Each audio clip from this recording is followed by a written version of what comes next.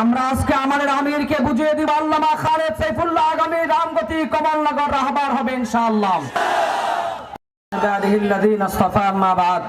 সম্মানিত বিক্ষুব্ধ তাওহীদি জনতা, আজ আমিরের আগমন উপলক্ষে আমরা এখানে একত্রিত হয়েছি।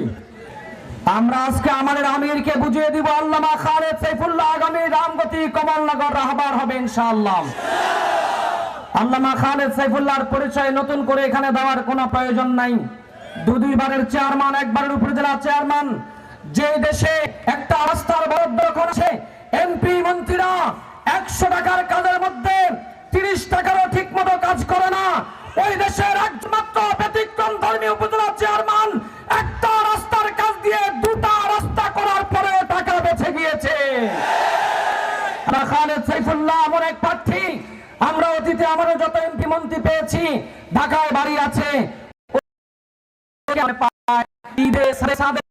আল্লামা খালেদ সাইফুল্লাহর ঢাকায় বাড়ি নাই, গাড়ি নাই, গ্রামে থাকবে, জনগণের কথা শুনবে, জনগণের দুঃখে সুখে থাকবে ইনশাআল্লাহ। অনেকেই বলে ইসলামী আন্দোলনের ভোট নেই। আল্লামা খালেদ সাইফুল্লাহর ভোট সব ডুবা ভোট, ডুবা ভোট। কি বল? আল্লামা খালেদ সাইফুল্লাহর ডুবা চোরের সন্ত্রাসীর বড়রা আপন হতে পারে না। আমরা যখন ওদের কাছে যাই, ওরা বলে সামনে দিয়ে মিছিলে মিটিংয়ে অন্যদের সাথে থাকবো, ভোট যদি দিতে হয় আল্লামা খালেদ সাইফুল্লাহকে দিব ইনশাআল্লাহ। গতকাল আমার কাছে একটা ভিডিও বার্তা এসেছে, মক্কায় খানায় কাবার গিলাফ ধরে আল্লাহর কাছে দোয়া করে আল্লাহ খালেদ সাইফুল্লাহকে বিজয় করো। আরেকজন ফোন করে বলেছে, হুজুর আমি একটানা 10 দিন নফল রোজা রাখবো আল্লামা খালেদ সাইফুল্লাহর বিজয়ের জন্য ইনশাআল্লাহ।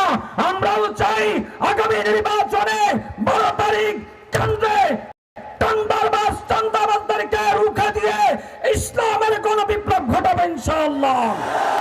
কেন্দ্র দখল, সন্ত্রাসী, নৈরাজ্য, খুন খারাপি, এদেশের তাওহীদি জনতা, রামগতি কামালউদ্দিন তাহিরের শিবাচাররা জীবিত থাকতে রক্ত লাগলে রক্ত দিবে, জীবন লাগলে জীবন দিবে, কেন্দ্র দখল করতে দেওয়া হবে না ইনশাআল্লাহ।